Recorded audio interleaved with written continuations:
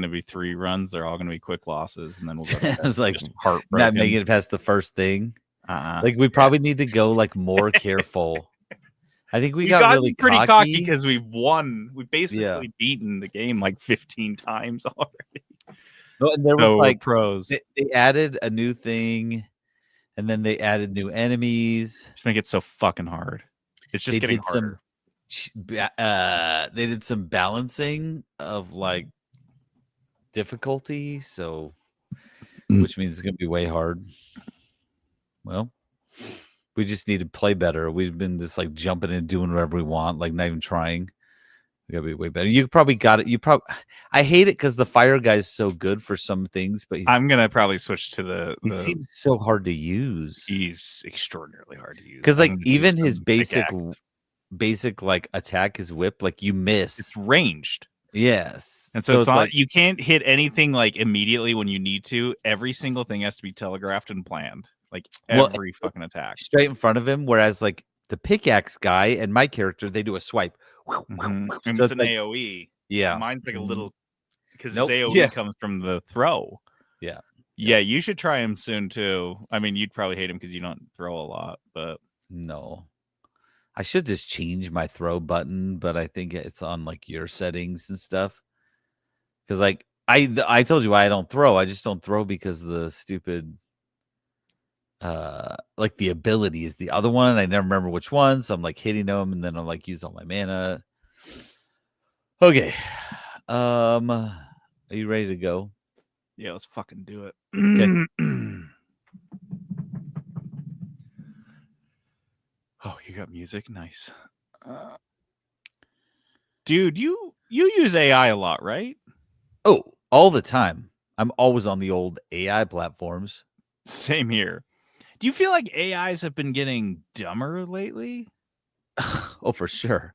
It feels like, you know, in like sci-fi movies, when the AIs go insane as their brains start to overload and degrade.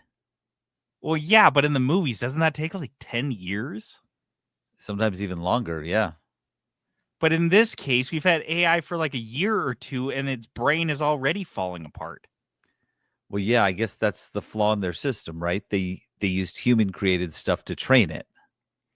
Wait, so you're saying that if you filter down humanity enough, it always just ends in insanity? I don't know, dude. That theory is pretty bleak. I don't know. That's just what ChatGPT told me. You've just logged into the 3-Bit Boop Beep Gamer Show. Welcome to the 3-Bit Gamer Show. I'm JD. And I'm Peter, man. Did AI change my name on this transcript? Oh, yeah. I've been using AI to write the entire episode show notes. Dude, I hate that whenever an AI makes a mistake, I have to tell it made a mistake. And I'm like, okay, well, now I'm doing your job for you. It's like, are you really AI if I have to keep holding your AI using us to train itself? Oh, shoot. It started with the CAPTCHAs where we're like, yeah, here's 3 fire trucks, which was annoying for years. And then to find out this is what they've been using it for. Yeah, they've been like, so Elon Musk's cars can hit fewer cars. It's cool. Like, are you sure that is a fire truck? Like, we want to make sure. Yeah, we looked at it from 1,000 angles, and we're pretty sure this is a fire truck.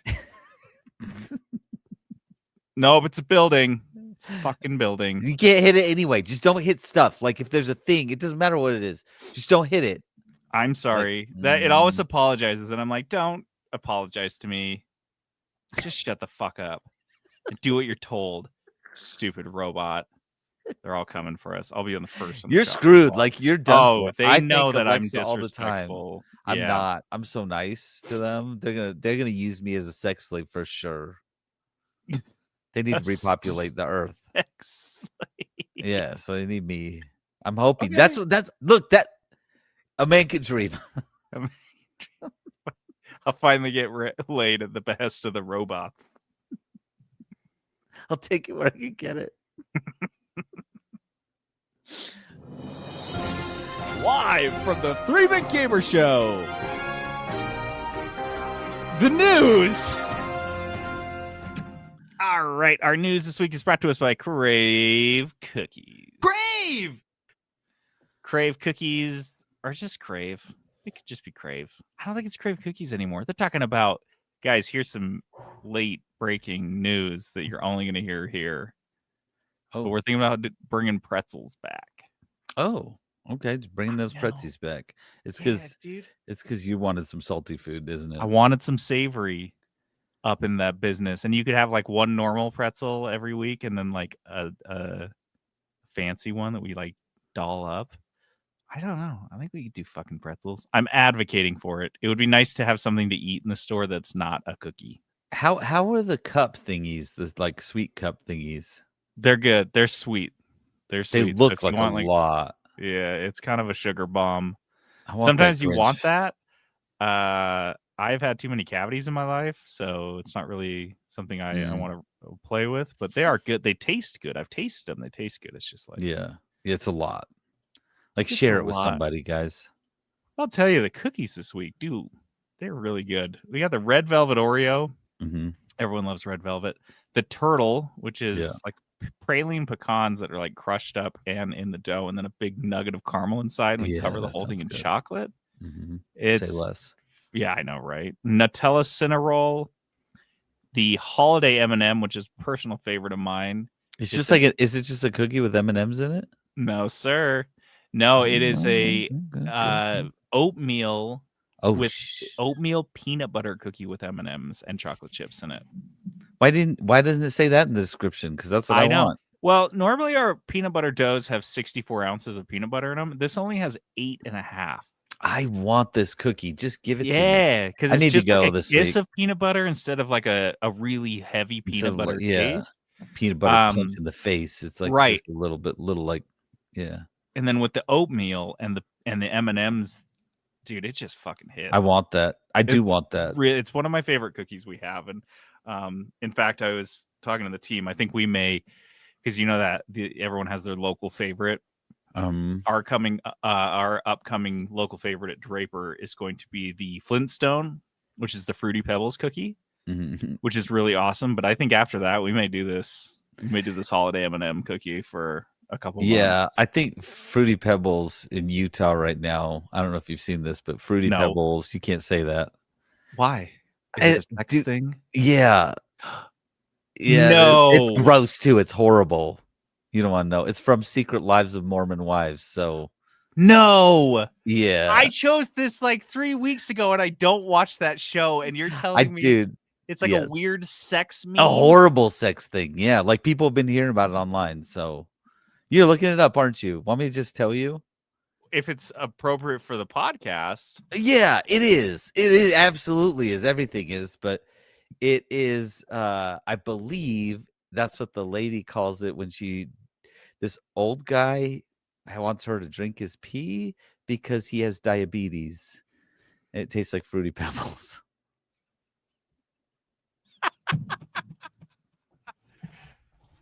Try to stop me from posting that on our fucking Instagram. Try to stop me from leaning into this for the next 2 months. Come and get your Fruity Pebbles. Dude, people will die. Like people who know, they'll know. What my husband and I did one time behind closed doors was a consensual and private experience in our marriage. I won't let a private act between my husband and I be a distraction from a serious act that I did not consent to. What? There was that she told her. Imagine telling your friend, Peterson, I gotta say, we're close. We're thick as thieves. But I don't know if I would tell you if a partner pissed in my mouth. Yeah, no, that might be a lot. That's kind of like a line for me. Yeah. Honestly, let's just set some boundaries right now. If that happens, like I don't really want to know. You know, I don't want you to tell me. That's kind of what I figured. Like, I don't send pictures of my poops to people, even though I'm like, that's a nice shit. Like, there's a line of like what's socially acceptable. How does our Crave segment always become like hyper disgusting? Just like very sexual. Cookies Grandpa are sexual. Brett likes to drink her piss like it's dirty soda, and he gulps it down like water, and that's what Fruity Pebbles is. Look, dude, we don't use Fruity Pebbles. They're called Dino Bites. Fruity Dino Bites. That's in the bag. Multi-meal. That's what we eat. Yeah. No, we're doing Dino Bites at Crave. Brother, I'm gonna text Trent about this and see if I can switch. I love that I just told you about this on the air right now. Out here for Crave Cookies. We are having a corporate crisis, a PR mess, a snafu, as it were. Patrick's so with come me. on down to Crave Cookies. What isn't appropriate for the podcast? And absolutely nothing. Apparently, there's nothing. This was during our sponsored segment. We talked about. If you're peeing in someone's mouth enough to have a nickname for the pee, I don't know. Mm-hmm. I have nothing for that. I have nothing. I'm caught speechless. Brilliant. Go to Crave Cookies, or not. I wouldn't blame you. Just take a week off. Get that Grinch cookie though. Yeah, Grinch is good. Not a sex act. Oh, really? You haven't heard about the Grinch? Oh, I totally Grinched her last night. Valve has confirmed the Steam machine will be priced like a PC. Look, I put this on this kind of like story or whatever on Riblets last week, and we talked about it forever, so I figured maybe it's this is kind of an ongoing thing. The mystery of what the Steam machine, that is Steam's new console-esque PC replacement, is going to be priced at. Yeah. And with tariffs and a story we're going to be reporting on later that all PC part prices are just spiking and it's all AI's fault. It's kind of hard to nail down what the price for this Steam machine might actually end up being. So there's a lot of speculation. We talked about a foolish YouTuber last week who was expecting to Steam would slap an extra 30% on all game sales to subsidize this so it could be $500, which is fucking insane, which is something that I didn't mention last week. Because isn't that what the guy said? He wanted it to be $500. Yeah, and my kids keep having this conversation. Like they're like, "Oh, I heard it's going to be $400," and I'm like, "Okay, stop! Like it's definitely not going to be $400." So here's the insane thing about that is that I guess I didn't realize this because we've reported on it and I just kind of glazed over it. But the PlayStation 5 starts at $550. The PlayStation 5 Pro is $750. And the Xbox Series X starts at $600. So why on God's green earth? And those are 5 years old. Yep. So why would they roll out a brand new Steam machine that they're saying is 6 times as powerful as a Steam Deck and more powerful than 70% of PCs on the marketplace? And they're going to do it magically. I mean, talk about wishful thinking. Like your kids and these people, like this fucking Linus Tech Tips. This is like buying a lottery ticket and actually making game plans based on winning. Like, oh man, I got this lotto ticket. So I got this lotto ticket, so let's go send some money. I got to go get an F-350 now because, I mean, shit, I'm going to be loaded. Look at this thing. Guys, it's not going to be $600. It's not going to be $400. It's going to be minimum $750. Minimum. We'll be lucky if it's under $700. I'll be shocked, but pleasantly, like $699 maybe. But yeah, my guess was like 6 to 7. What if they? Yeah, right there. What if they priced it at $670?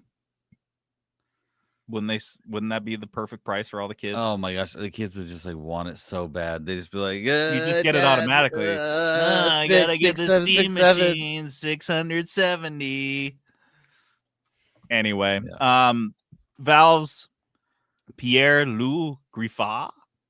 I don't know. Wow. He was talking to the Friends Per Second podcast, and he said, I think if you build a PC from parts and get to basically the same level of performance, that's the general price window that we aim to be at. To me, that sounds like $1,000. He says, ideally, we'd be pretty competitive with that and have a pretty good deal, but we're working on refining that as we speak. And right now, it's just a hard time to have a really good idea of what the price is going to be because there's a lot of different things that are fluctuating. Keep in mind, at this point right now, Valve is actively trying to source all of the parts for this machine at scale. And they are competing with AI companies, which are historically overinvested in more than any company in the history of the world. That's who they're competing with right now, is AI companies that have so much fucking money and have so much invested in them that they're magically propping up the entire economy of the world right now. And it's just like on this gigantic bubble. That's who Valve has to like try to weasel out, a couple million units of whatever the fuck they're trying to get. So I think, I don't know. I wouldn't be surprised if it comes at 1,000. I would not blink. I'd be like, I would be surprised if it was 1,000. I do think it's going to be like 700. Got to be at least 700. He also took an opportunity to brag about how quiet it is, and I was like, all right, I dig that.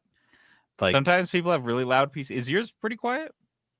Mine's pretty quiet. Like, and I guess because it's right here, it's like right there and next to me, and kind of like where yours is. And I don't notice it. I don't notice the sound of when I'm playing games. And like I have the headphones on, but like I feel like if it was loud, I would hear that. You know what I mean? Yeah. So I felt like that was more of a shot at the consoles than it was at PCs. For sure. Because I went upstairs the other day and I was like, Ryan, I don't know what you're playing, but you got to turn it off because I feel like the Xbox is about to explode. It was so loud. Dude, that's what they're selling for $600. These fucking like diesel engines.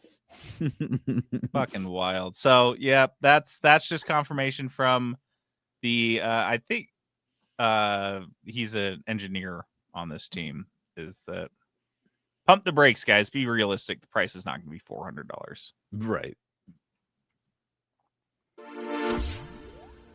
Sega subsidiary Atlus has discovered through grueling trial and error that slowly releasing parts of an incomplete game, then releasing the full game later, makes people just wait to buy the full game later. Yeah. Weird, right? Interesting. This came up at a shareholders Q&A session out of Sega's second quarter financial briefing for the fiscal year that ends. Their fiscal year ends in March of next year. And somebody asked about the sudden drop of sales in older games that came out before this year. So that's kind of an interesting. I don't know why we never really we touched on it, but we haven't really talked long term, because I feel like, especially AAA studios, it's always like, what's next? What's new? What's the next big thing? And they're all focused on, we got to sell the latest Call of Duty. We got to sell the latest Madden game. We got to sell the latest FIFA game. And we rarely stop to think, like, how many sales are you guys getting for the games that came out 3-4 years ago in your catalog? And how much those actually impact your bottom line? Because the assumption, especially with these annual releases, is that it's zero. Yeah. How many people are buying Black Ops 5? None. Not a lot. But for a studio like Sega and studios that don't focus necessarily on pumping out these games every single year, and this is Atlus, who they're the guys behind like Persona and Metaphor ReFantazio, which I don't know if we've talked about beyond. I think it got a Blurstein nom for worst name at some point. Yeah, I mean, it's supposed to be a great game. Like we did talk about it a little bit. Everyone wanted me to play it, but I was like, I don't know if I got 90 hours to just do that. And that's what Atlus games kind of are. And what they have historically done is they release like Persona. They'll release like 5 different Persona games, and then they'll release like a composite of that game as like a definitive edition. And so, like you said, you're playing these games for 90 hours. You're like, yeah, like I'll just wait for because I'm not going to play 180 hours just to get the little drips of extra content they added. So everyone waits for these definitive editions. And then what's happened is it depresses sales, because you spend all the money developing and releasing a game, and people are like, nah, what do you got? Release the full thing. Hold. Yeah, exactly. That's a perfect way. When I think one thing that these studios, especially these big studios and some of the older studios, like need to wrap their heads around is that this isn't the 90s. We're not desperate for games anymore. It's not like the game comes out and everybody buys it because it's the only game that came out. Like there are games all the time, constantly getting fed games. and we're getting fed good games and little indie games that are a lot of fun and really good. And like, we are not desperate for games to play. No gamer is. And so like the idea that they could be like, let me just drip feed this to you a little bit and like take this, you're going to like it, and be like, or I just wait 2 years for your actual game to come out because I have so much to play in that meantime. Like, I am not dying for this. And this concept, this idea or this strategy, this marketing strategy has never really been that successful, in my opinion. I'm reminded of early Bethesda games, especially Fallout 3 and Skyrim, where with Fallout 3, they released 4 DLCs for it, and they were about $10 each when they came out. But then they released a Fallout Definitive Edition that had all of them. And what I did, because I got Fallout like a year after it came out, I played it for about a year. And by the time I was like looking into the DLCs, I was reading about it online. It's like, oh, it's simple. Go to GameStop, buy a used copy of the Definitive Edition, plug it into your Xbox for 5 seconds. It'll download the DLCs, return it to GameStop, and you're good. Yeah. And that's literally all I did. And so that's when I bought Fallout 3. That was more of, like I was talking about earlier, the catalog purchase. I didn't buy it on release.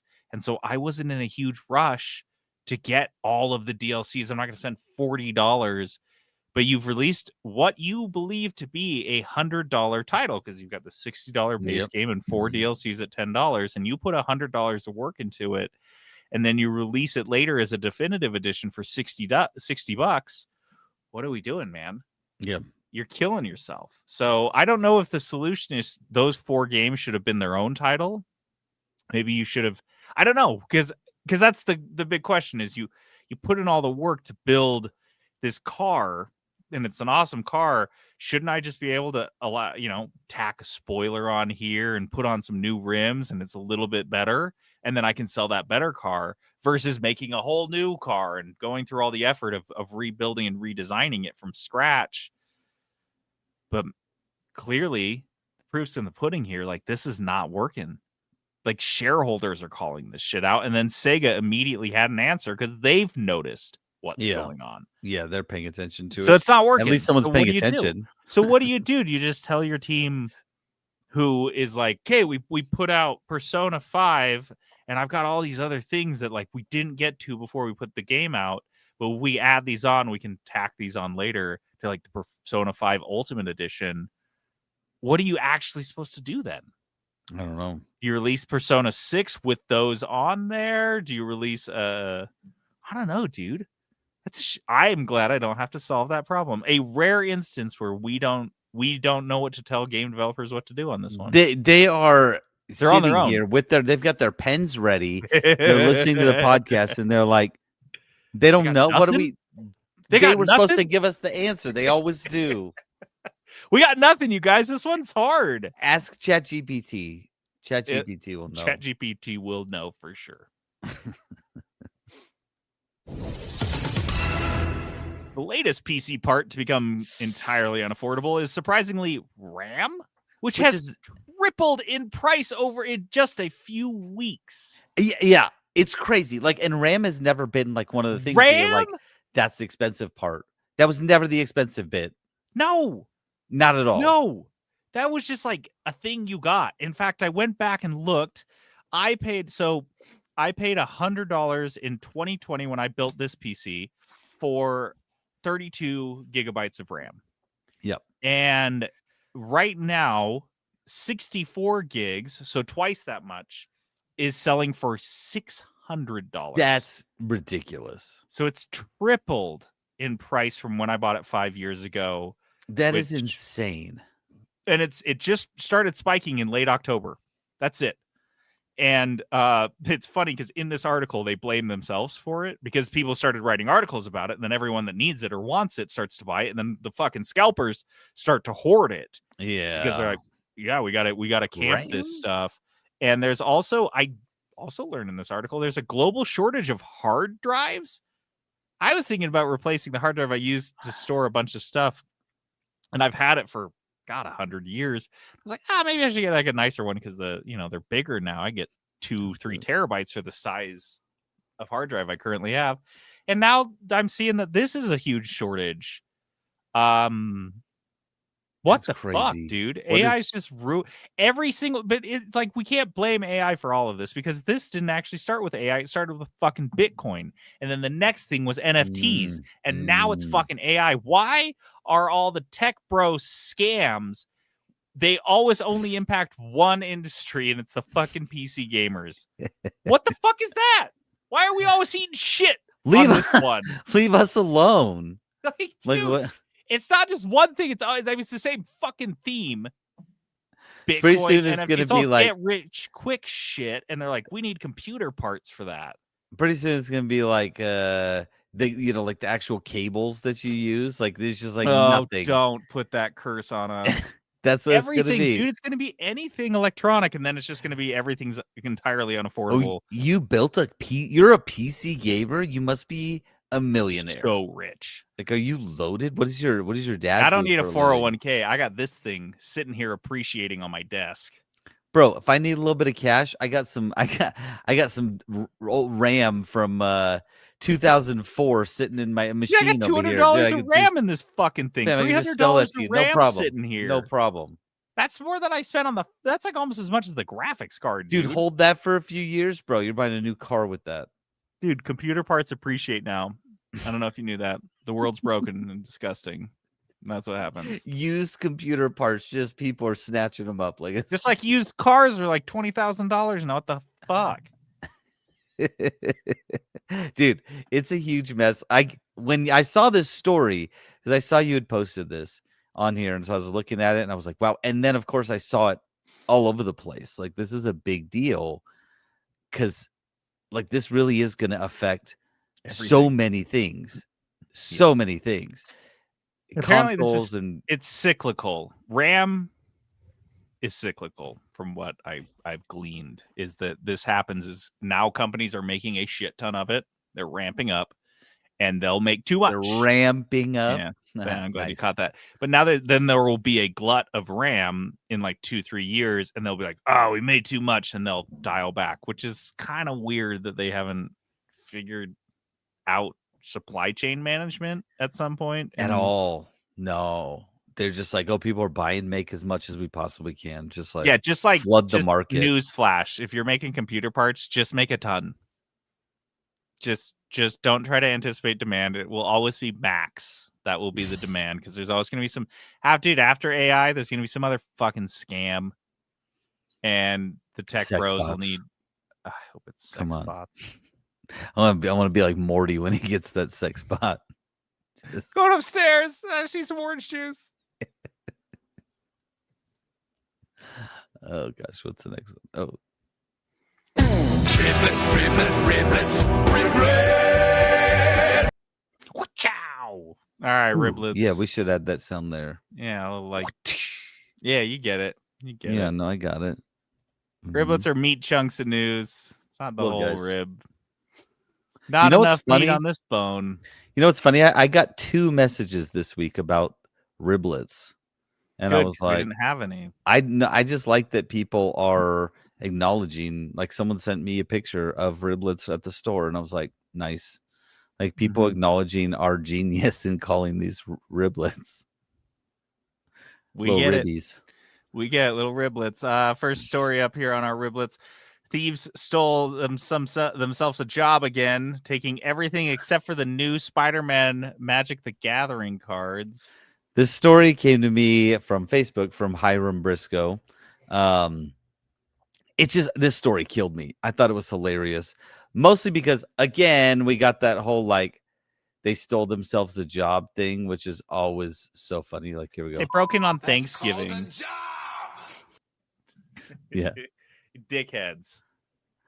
Thanksgiving, right? They broke into some, local card store and stole just like everything. The best part of the story, though, is the one thing they didn't take is, I guess there's this Spider-Man expansion or whatever you want to call it, Spider-Man. Yeah, and everyone just hates it. And everyone hates it. like hates it. It's garbage. Even the thieves don't The want thieves it. were like, nah, they left it. They didn't take any of that, which is a good indication that they actually play Magic the Gathering. Because there was a lot of like comments on this story that was like, yeah, they broke into my card shop a while ago and they took a bunch of like $300 Pokemon cards and left the $2,000 Magic cards. Maybe this wasn't them stealing themselves a job. Maybe they were trying to send a message to Wizards of the Coast. It's all a con to be like, look, this is how shitty your latest expansion is. Hey, I don't put anything past Magic the Gathering fans and the lengths they'll go to communicate concerns, which is a nice way to put it, to Wizards of the Coast. I mean, hey, honestly, they might not have stolen themselves a job too. They're probably just trying to get the cards. Like they're probably just, I need more cards for my deck. No, yeah. If anyone, they're so desperate to add to their deck, Pokemon for sure, they're scalping them. Magic the cards, stuff. they're adding them to the huge pile in their basement. They are not selling those. They're like, why would I sell them? Like, why would I? I'd have to buy them later. I want them. Like I stole these because I can't afford them. Yeah, they're listening to this laughing like a job. I could never sell these things. Sell these? What am I? I'm not crazy. My fucking life. This is my retirement plan. Also, the Far Cry TV show is actually happening. Okay, I need to know what you think about this. I don't think it's a good idea. Did you read of this story, like how they're doing each season? The concept is each season will be a different story, just be a completely different thing. It's not going to be one story. It's just like different sequence of everything. I feel like, except for 3, the strength of Far Cry is not the story. Yes. They're not good stories. There's not good character development. They're not that interesting from a story perspective. They sometimes put like the settings can be interesting. Yes, but there's not like a story to it besides like generally what's going on. Shoot this guy. And trying to communicate on screen to a fish out of water character that shows up in essentially always a war zone and is a perfect Navy SEAL-esque super killer. Yeah. Is going to be hard to translate to screen. And if you don't do it that way, then it's not really Far Cry. So also, like Far Cry, also often, not always, but lately too, the last few have been like very political messages, you know. And so I'm wondering if they'll do that. But also, is like the showrunner is like a guy that does like comedy stuff. I have a feeling, especially I don't know what this is. It's gonna come out like Twisted Metal, which people talked about for a while. They're like, yeah, it's pretty good. Yeah, kind of like the video game. And that's kind of like it. Yeah. It's not going to be like amazing. It's not going to leave like a big impression. I think video game media, video game movies and TV shows are kind of at the point now they're kind of like too big to fail.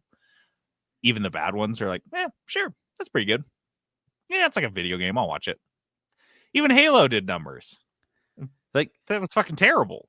I think so it'll be fine. Like the successful ones like Fallout and The Last of Us, like those ones were like really big because what they're doing well is capturing like the feeling of the world. Far Cry. That's what I was like. What are you trying to capture?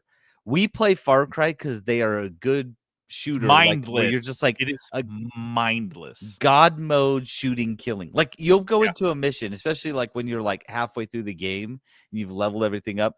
And like this is like, oh, there's a big stealthy mission. You're like, I don't even have to stealth it. Like I could just go in and shoot everything. I go in there like fucking Rambo, no matter what. I could stealth if I want to, or I could just go in and just blow like it doesn't matter what I do. But that mission is just a mission. It never like there's a story.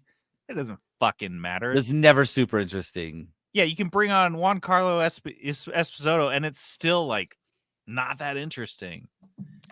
It'll be. I hope they can do a good job with it, right? But like, I don't know what they're trying to capture. I guess. And if they do a good job and it comes out really great, it won't be a Far Cry show. It won't be Far Cry. That's what I was just about to say. It's not gonna be Far Cry. It's gonna be just like a good show. It'll be like a good show called Far Cry, which is okay. It'd be like a Reacher type of thing. Like it would be like a dude going in and like killing a bunch of guys and saving the city or saving the town or I don't know, whatever it is, stopping the cult, whatever it is. Like, but it's not gonna be Far Cry because how could it be? I don't like. If it's good, it's not gonna be Far Cry. I think it's gonna be a little too self-aware and on the nose. I think Far Cry fans are gonna be like, eh. I think maybe like Far Cry fans are gonna be like, I don't even think this is what we wanted. We just want to play a Far Cry game and shoot. I would rather have Far Cry 7 or whatever the fuck the next one is than the Far Cry TV show. Like Fallout TV show, I was stoked for. Yeah, okay, I was like genuinely excited. This I'm scratching my head, and I'm like, I don't get it. This is not it. I don't think. I hope we're wrong. I hope like we watch the Far Cry series and come back on this podcast in 2 years and we're like, wow, we are idiots. Really that was fantastic. And it really captured the essence of Far Cry. I got to go replay all the games, but something tells me that's not good. Low likelihood. I like that they're like planning like, oh yeah, each season's going to be. I'm like, okay, how many seasons do you think you're going to make? One and done. That's my guess. One and done. Yeah. Maybe 2 if you're lucky. Dude.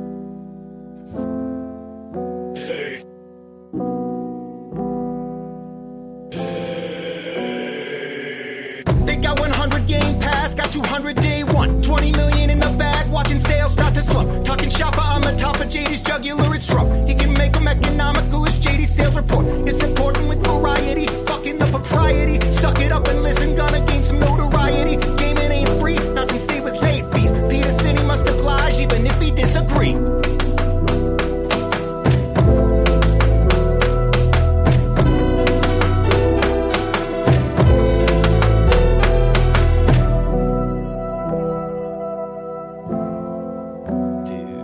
Dude. It's time for a JD's sales report. Got some good ones this week. Let's see. First up here, this is fascinating. This came from Matt Piscatello, who's tweeting some data. Call of Duty has not been outsold by another shooter game in the United States since 2006. 19 fucking years. The reason this is coming up is because it's looking like the latest Battlefield game just might. It's got a chance. Yeah, just might beat out Call of Duty, which would be the first time in 19 years. Which, when I heard this, I immediately, just like a watershed moment, understood why Microsoft paid what they did for Activision Blizzard. Stats like that play great in a boardroom full of inbred idiots. With no further context, that sounds like, duh, we just make that sounds like printing money. Exactly. Let's not like delve into that further. Let's just assume it's the best selling shooter every single year for Infinity, no matter what. We need number one. We need it in our portfolio. $69 billion. It does not fucking matter. Just get that game in here. Idiots. So Matt Piscatella tweeted, this is the part I loved. He said, this part of the market has not been this competitive in 20 years. So that's, I mean, makes me want to play Battlefield almost. I was going to say, like, I do want to play Battlefield and I have no desire to play Call of Duty. So I want Battlefield to crush them. I genuinely Battlefield, do. Well, what a sign that Battlefield has tried something new. They've tried new things and they have changed and improved their product to the point that it's beating out Call of Duty, while Call of Duty has either stayed flat or just been riding that success for 20 years. This is like the kid that you knew in school who just got straight A's in elementary school and didn't need to try. And then the second that they got into like high school, they were just like really struggling because they're like, I never learned how to study and I was just really smart at first and I never got better. And then they were just like flunking classes that you knew they were smart enough to pass. That's Call of Duty now. Like they have the pedigree, they have the experience, they have clearly the name recognition to be putting and the sales to be, dropping to the best game of the year every year. And they've just they've sat back on their heels and Battlefield's eating their fucking lunch. It's not this year. If it's not this game, it'll be in the next one. Because Call of Duty's not doing shit. They're just degrading their product further and further. Even if Battlefield doesn't beat out Call of Duty in sales, Call of Duty is going to see a significant slump in sales because of Battlefield. Yeah, absolutely. People aren't just buying both of them. If you're buying Battlefield and you like it, you're not buying Call of Duty. Be like, I don't need that. So the last shooter game to outsell a Call of Duty title in the US was Gears of War in 2006. However, the last where was that stat? There was one that said the last first-person shooter. Did I not write that down? No, now I got to go look at it. What was the last first-person shooter? Did I don't know. Make that up? Yeah, you did in your head. You made that up. The last FPS to beat Call of Duty was Star Wars Battlefront 2. There it is. So, yeah, they haven't even been beaten by a first-person shooter since 2005. So it has actually been 20 years. Because Gears of War was an over-the-shoulder third-person shooter. So, yeah, for a first-person shooter to actually beat, they've owned this market for 2 decades, which is absolutely insane. How bad did Star Wars Battlefront just absolutely drop the ball? Because remember they released some stuff and they were like, people were stoked they released a new one and it was terrible. And you were just like, oh. EA not only had the best-selling first-person shooter, but they had the Star Wars license. And they boofed it on both of those. And it took them decades to do it. And they boofed it so hard they lost Star Wars entirely. I mean, they retained the Star Wars license through the Disney acquisition and then lost it. Like, these guys are such fuck-ups. No wonder the Saudis wanted them. Just like a closet full of fuck-ups. Anyway, so Call of Duty has finished the best-selling title 13 out of the past 16 years. Another stat that I'm sure, loved in the Microsoft boardroom to hear. The only exceptions of the past 16 years when Call of Duty was not the best-selling title was 2013 GTA 5, 2018 Red Dead Redemption 2, and 2023 Hogwarts Legacy. Yeah, like those are not surprising at all. And you're sitting here saying, "Katie, that's really harsh on these poor Microsoft board members." No one said that. Those statistics seem like pretty baller for a game that you're acquiring the studio that makes it, that it's not only the best-selling shooter for 20 years, but it's generally the best-selling video game, period, in the year. To that, I would say no. Because one thing that may have changed just a wee bit over the last 20 years is that video game sales are not the best metric anymore of a game's success. No one buys fucking straight up video games anymore, especially the last couple years. The most popular games in the world are games that are fucking free. Free, yeah. Roblox. These games are free. And that's where everyone spends all their time and money. So these Microsoft board members that are looking at this as sales, as just pure sales, are missing that nuance, that context in the industry, that it means less and less and less each and every year that Call of Duty is the top selling video game. That means less, but they keep chasing that statistic. No wonder it's not fucking paying off. No wonder they had to lay off thousands upon thousands of people after this ill-advised acquisition. Unreal. Anyway, last thing up here in the news in JD sales report is Cyberpunk 2077 has passed 35 million sales. 35 million sales. That's good. Sales. This was out of the Q3 2025 earnings report, and these were sales copies sold as of November 26th of this year. And the report went on to talk about how they are ramping up spending and staffing for Cyberpunk 2.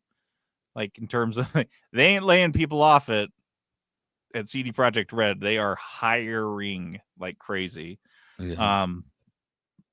I think Cyberpunk 2 could be could be something special, because this is one that I always think about. Do you remember when Assassin's Creed 1 came out? Or were you balls deep in League of Legends at that time? Yeah, I don't probably.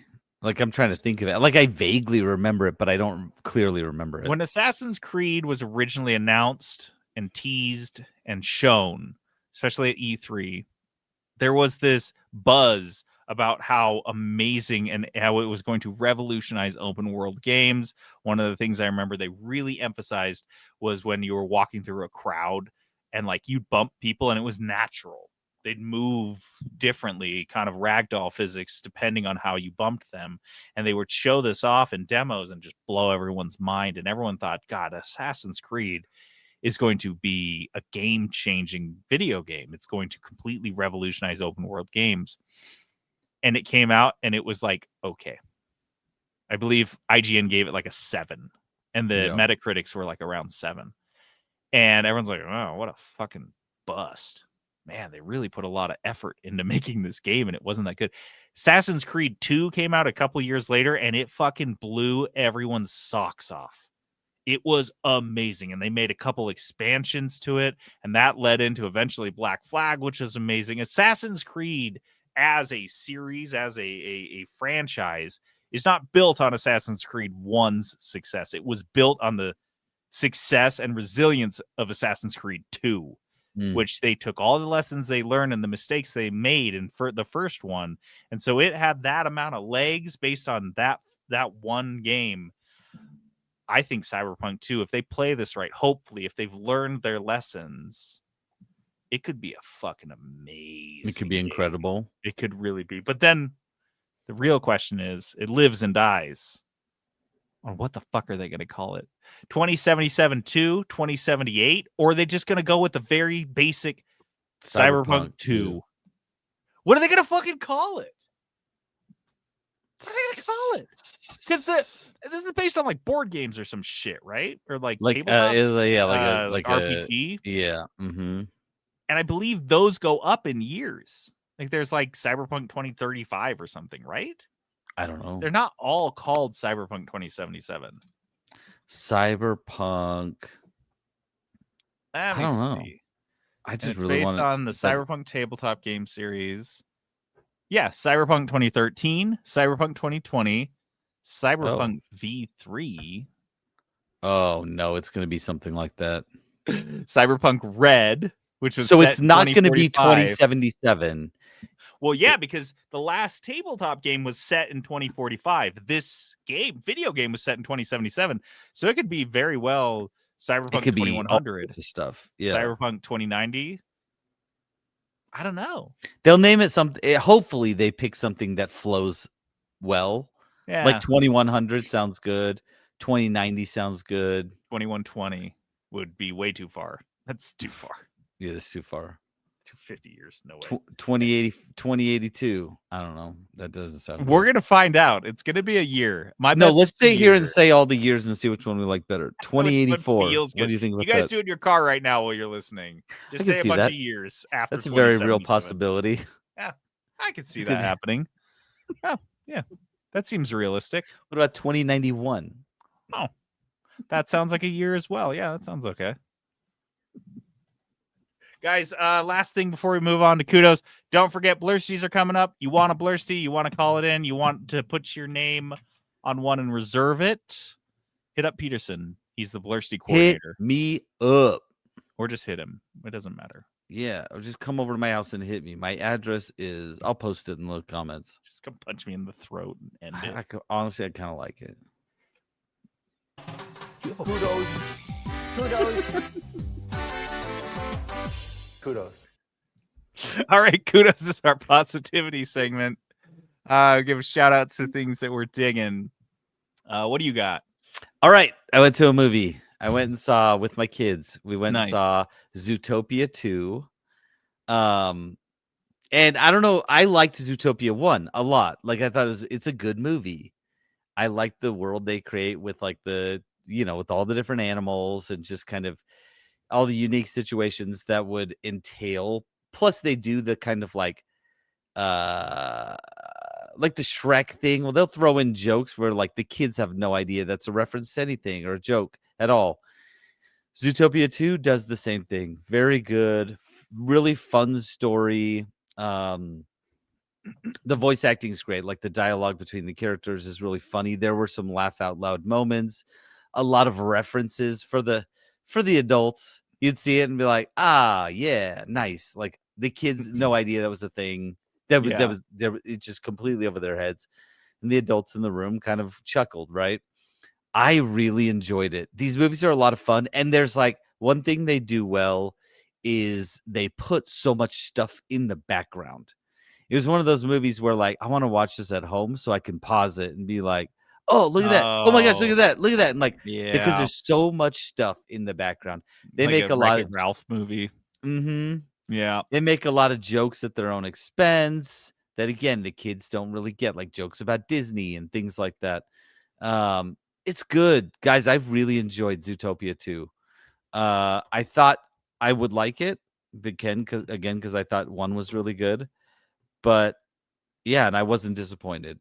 And so if you guys have a chance, if you've got kids, go see Zootopia 2. If you don't have kids, probably just wait till it releases, because you don't want to be that weird person who's just like that weird adult just ends the kids movie by themselves. Zootopia by yourself. Don't go to kids movies by yourself. No. That's why they made Disney Plus. You just watch that at home. Just wait a couple months. It'll be there. You'll see it. But watch it. When it comes out, when you have the chance, watch it. It really was good. It was a lot of fun. Nice. I like that. I like the first one. It's fun. Mm-hmm. I have some coods for kombucha.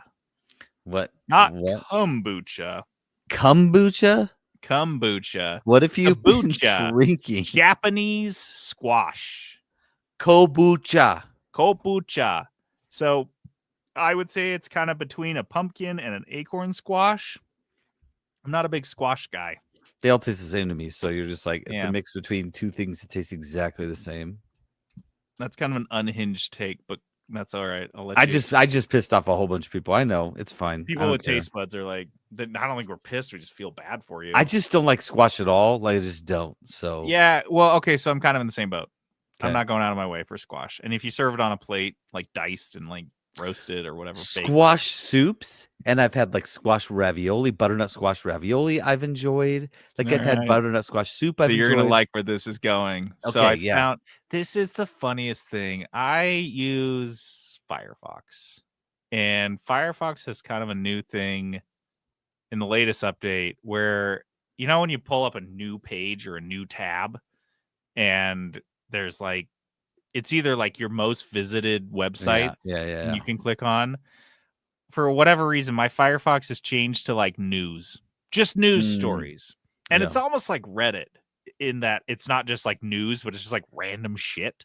Yeah. And I don't know, dude. I guess I'm like a boomer or something, because I scroll that now. Just a little bit. I don't like scroll, but like I'll pull usually up like tailored to stuff that you probably stuff interested I click in. on. Yeah. And I'm like, all right, I'll see what you got. Like right now, so I pull it up, and it's like some news about this toddler was the first person to receive a test treatment for a rare genetic disorder. I'm like, meh. Like most of them, I'm like, meh. No.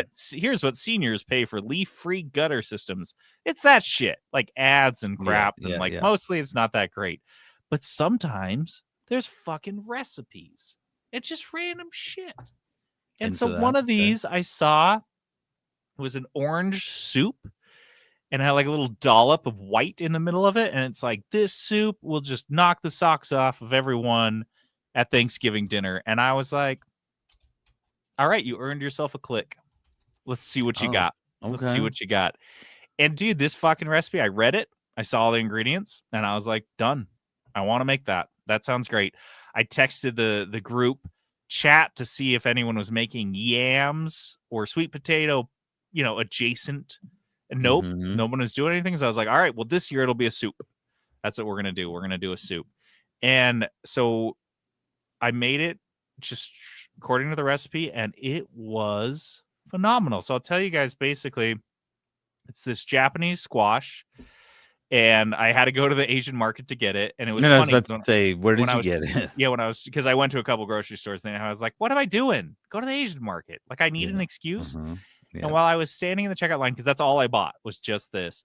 And the girl's like, have you had this before? And I was like, no. And she's like, it is so good. And she just went off about kombucha. And I was like, the girl that works at the Asian market thinks this shit is good. And I told her about the soup I was making, and her face did one of those like, ooh. And I was like, it's gonna be good. This is gonna be good. So I took kombucha, squash, and cutting that thing in half. I almost killed myself because I mean it's fucking meaty. I cut it, diced up 2 big sweet potatoes, and I tossed them in sea salt, maple syrup, and cinnamon, and roasted them for like an hour until they were nice and soft. Dumped and then while they were roasting, I diced up a sweet onion and fried it in coconut oil. And then once that was nice and cooked and a little bit caramelized, I dumped in the potatoes, and then I dumped in a couple cans, 3 cans of coconut milk. Okay. And then covered the rest with veggie stock and let that simmer for 20 minutes. Blended it all down with a immersion blender, and then I let it sit overnight because no way I make soup and don't let it sit there in the fridge and just get to like really know it. Everyone's going to get to know each other in the fridge. And then, pulled that out, heated it back up, added some more veggie stock to thin it out a little bit, and served it with creme fraiche that I I zested lemon and orange into the creme fraiche and dropped the dollop of that in the soup. And you guys, it may have been one of the best foods I've ever made. Wow. And it was a soup. I'm not like a soup. Is it really guy. sweet? It sounds sweet. It was sweet, yes, not really sweet. Okay. It was just balanced and nutty, and the cinnamon. I didn't use a ton of cinnamon in the veggies, but it still came through. It was just like I don't know. It's like if you like butternut squash soup, you like a pumpkin soup or something. Mm-hmm. Imagine one of those, but like a lot more complexity to it. Okay. What did everyone else think? Were they into it? Loved it. Not a big soup family. It was all gone. I couldn't. I there were leftovers, and then like people were texting me like, I remade this. I warmed up the soup, and it was amazing. I'm gonna make it again. It's at least one more time this winter, and I'll go distribute it to the family because it made a huge. I filled up my whole Dutch oven. It was completely like I just kept putting stuff into it until I was like, I don't even know if I'm going to be able to get the immersion blender in this fucking thing. Yeah, dude, that's like every time I make soup, I'm like, I keep adding stuff. I don't give a fuck. Optimistic. I do have a gigantic pot. Like I bought my sister got me one. Like I have a huge pot that like I make birria in, and it was like when I made it at home before, I was like, I don't know if I have enough room. Now I'm like, my pot has 1.5 feet of space. Like that's how big it is. Maybe that's what I need. I need a bigger one. Yeah, just a huge one. Yeah. But yeah, no, it was dope. It was, and you guys are interested, I can post the recipe. I did the one modification I made because it just tells you to roast the potatoes and the squash, and I tossed it in that stuff because I wanted it to have more flavor. But man, the kudos is not for that soup though. The soup was amazing. The kudos is for that squash. If you guys are squash folks, yeah, check Kabocha, or just Japanese squash. Everyone will know either way because I just usually, if I forget what it's called, I'm like, it's just called Japanese squash. It's a summer squash. It's green. So yeah, you guys are into squashes. This is the one. This is the one. I Googled Japanese squash and it's kabocha. It like pops up. That's what it is. So yeah, there you go. Perfect. Beautiful. Done. Don't play no. Reindeer games with reindeer games with reindeer games with reindeer games with reindeer games with. Don't play no reindeer games with me. I read your letters, convict. They got a shitload of cookies. Don't play no reindeer games with me. 'Tis the fucking season, y'all. Go watch reindeer games. It's the time. It's time. Who watched it? Someone said they watched it. Was it Patrick? I think it was Silverthorn. They watched it. Someone said they watched it. And like, this movie is terrible. It really is. It makes no sense. It's streaming on Fubo. so nobody can so access you're that. not gonna watch It it. was like No. $50 a month. If you're desperate, just go rent it on Prime for like $3. If you have a or whatever. library card, you can watch it on Hoopla. There you go. Get yourself a library card. Nice. All right, Reindeer Games is where we play a game. And this week, It could be any game. Honestly, there's no set reindeer game. It's just like a game, it has nothing to do with reindeers, all encompassing. Well, a Christmas little bit. or Ben Affleck or Gary Sinise. It has no bearing on that. You say it has nothing to do with Gary Sinise? A little bit to do with Okay, Gary rethink Sinise. everything you just said, because I am thinking about Gary Sinise the whole time. I think about it as the first thing when I wake up in the morning. Think about that motherfucker. So I can't stop. Gary's up to this morning. Do you think Gary woke up feeling as good as I woke up feeling? I sent him an email. Dear Mr. Sinise.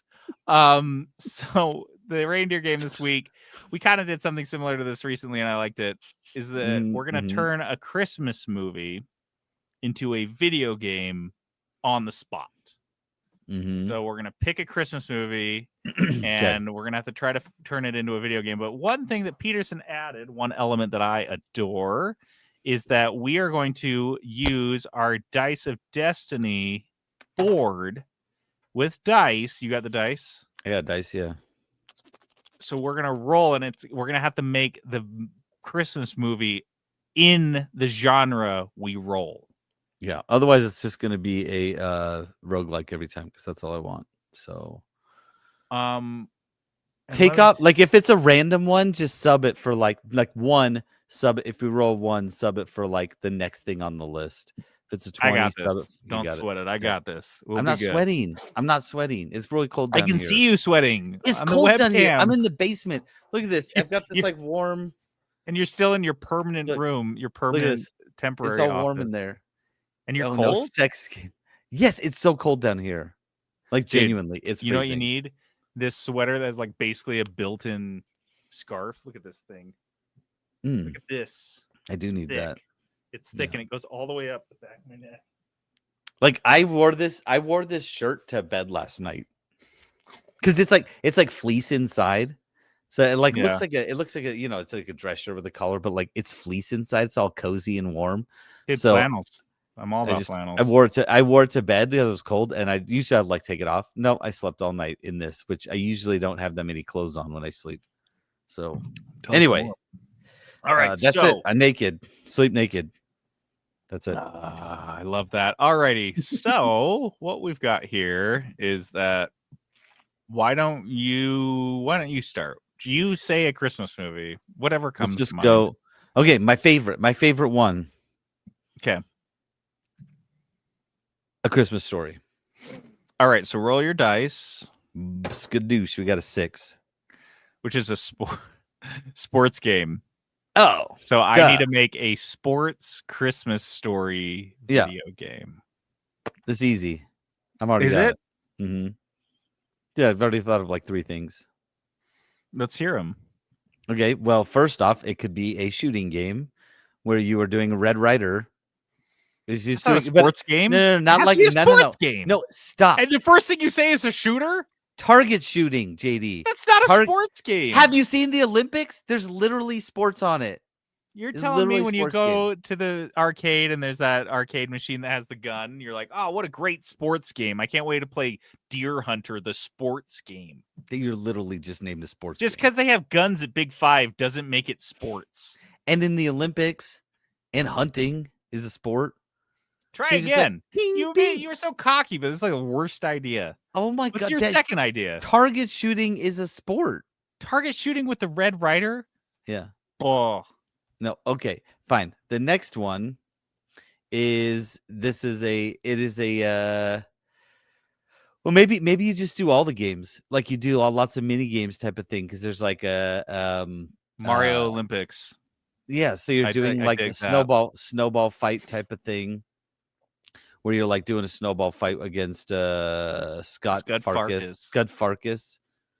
And I want to call him Scott. Doesn't have yellow teeth. Scud does. His yellow eyes. Yellow eyes. Oh yeah. Yeah. What else could it be as a sports game? No, I like that. I think you have to do it like a Mario Olympics where there's like it's basically just a bunch of mini games. Yeah. It's gonna be like a $12 game, guys. Yeah, this is not gonna be a good game. A Christmas Story sports game. Yeah, that's pretty tough. It's not gonna sell a lot of units. Ralphie. Yeah, I don't know. Playground. You can do races. Stuff. Yeah. Playground stuff. Racing away from Scut Farkus. Because that's the thing is this, I mean, the movie itself is a bunch of vignettes. Yeah. So you make it a vignette video game, you could come out pretty good. You could do it.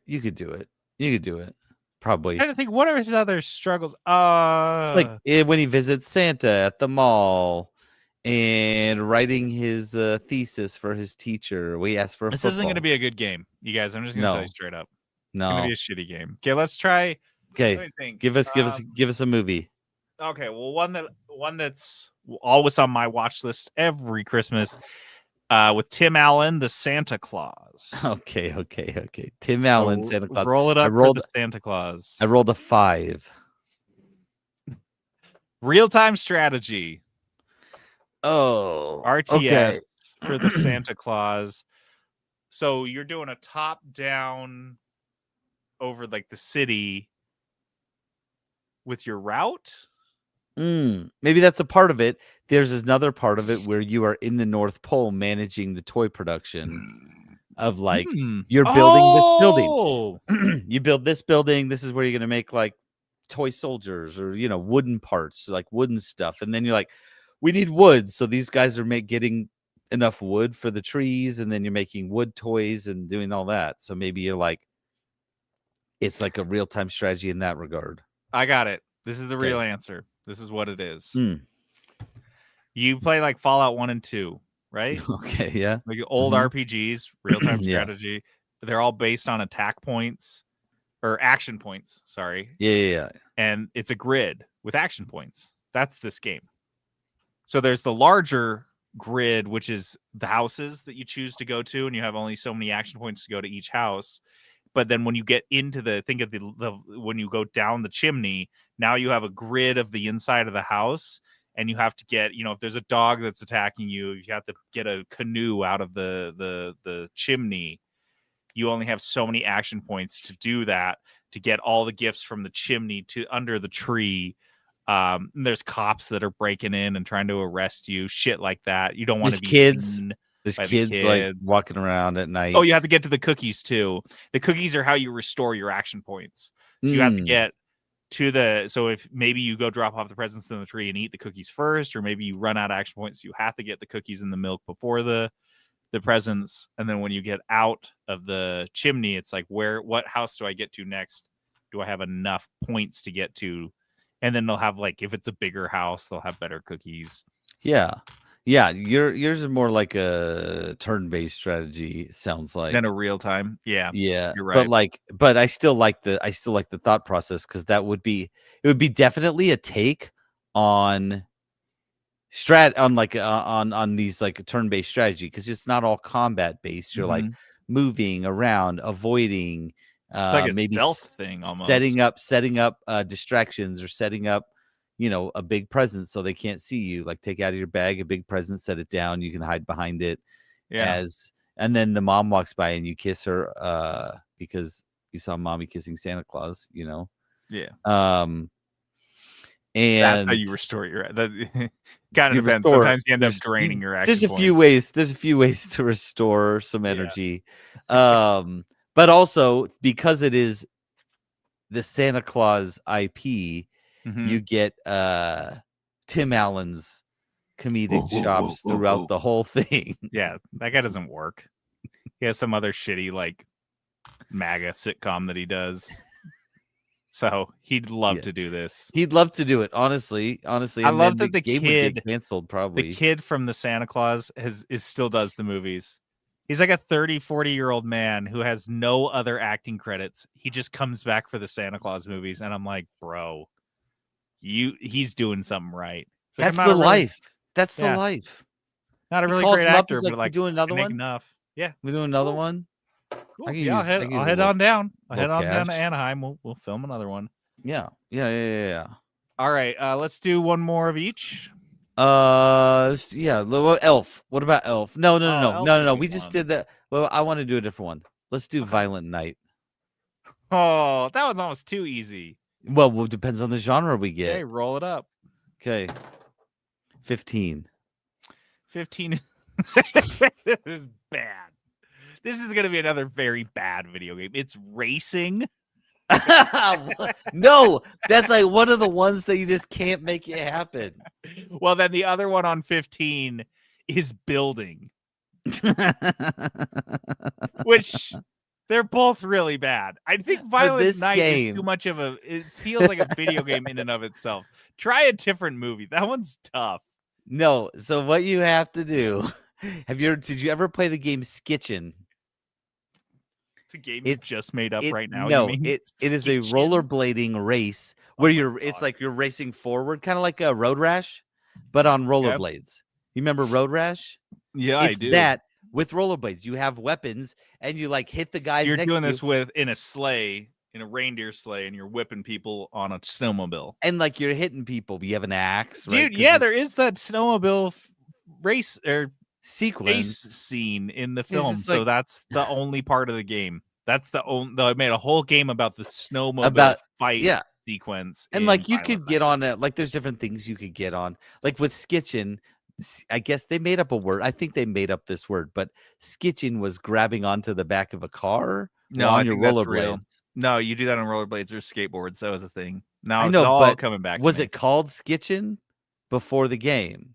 Yeah, I don't know. That was the first I'd heard about it, but I appreciate the research. Look it up, please. And so like no, you can do this, like you're grabbing onto other stuff going by, but the key is it is extremely violent. That's it. It's very violent. You can set up traps because there is a Home Alone aspect to Violent Night. Guys, watch Violent Night. I know we talked about this already, but just watch it. It's so good. I need to watch it again right now. Yeah, just turn it on. We'll just wrap up the podcast. Okay, one more. Give us one more. What's a good Christmas movie? What's one you love? Good Christmas movie. I'm shaking dice, I swear. What's a good Christmas movie? Die Hard, Home Alone, Elf, Christmas Vacation. Christmas Vacation might be actually pretty good. Let's see. The Holiday, Harry Potter. Real quick, where is Gary Sinise in the Violent Night game? Is he like one of the playable characters? He's always the protagonist of all these games. He's the main character in all of them. Can he be the antagonist? Or is he like he's just gonna be the hero every time? He's always the hero. Yeah. Okay. All right, so let's do this. Okay, give us a game. Oh no, here we go. This is not one of my favorite movies. In fact, it's actually really hard for me to watch. But I think it'll be good for this.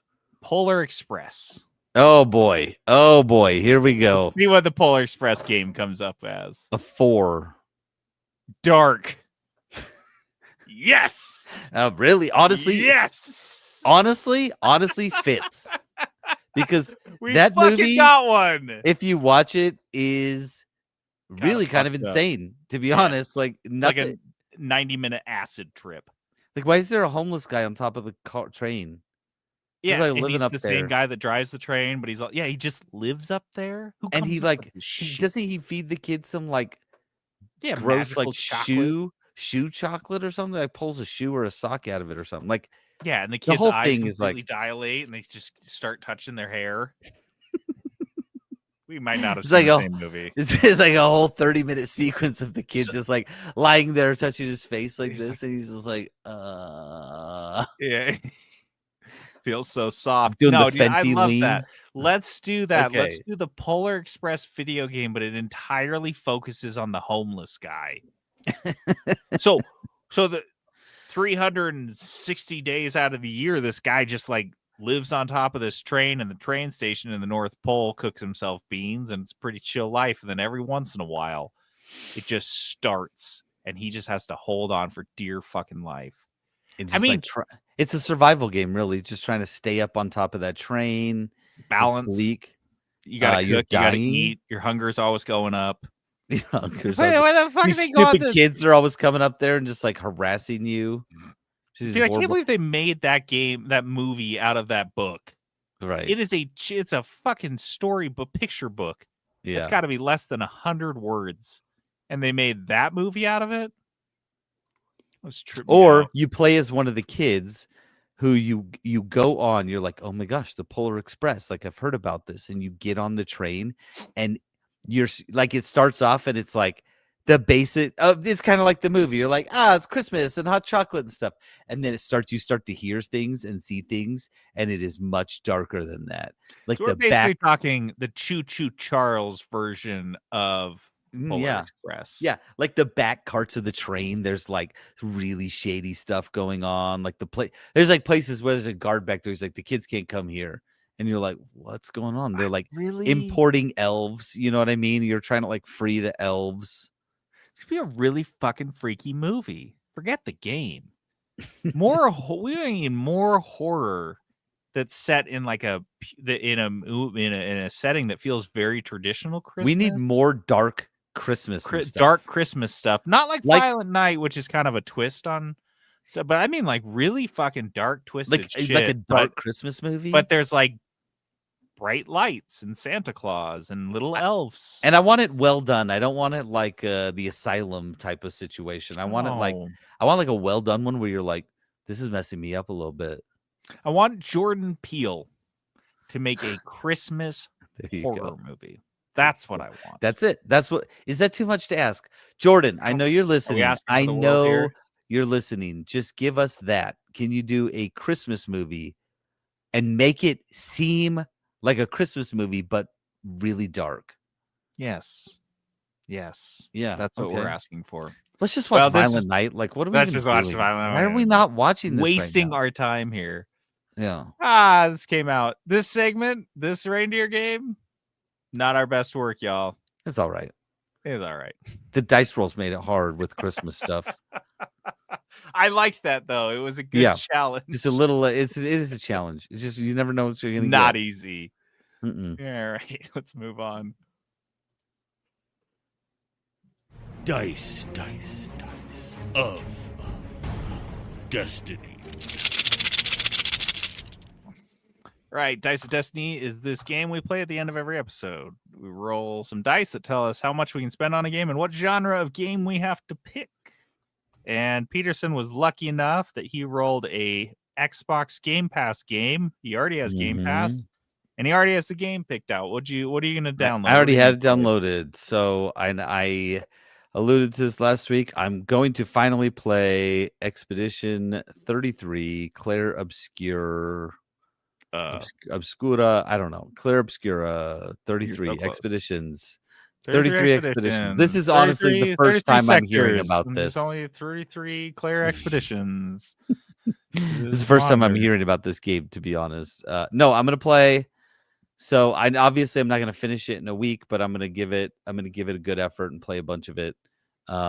Get into it a little bit. So I'm excited to play and have an excuse to play because sometimes you need a little push to jump into a new game like this. Dude, I would love it if we could have the dichotomy of just a couple months you being like, that's not a game. Never heard of that. That's the dumbest sounding thing ever, to being like, I played Claire Obscura and loved it. Game of the year. Game of the year. I played 40 hours and I can't you're an idiot if you haven't played this game. This is why the dice exists, man. This is why it's here, is to force us into these situations. So I'm so stoked.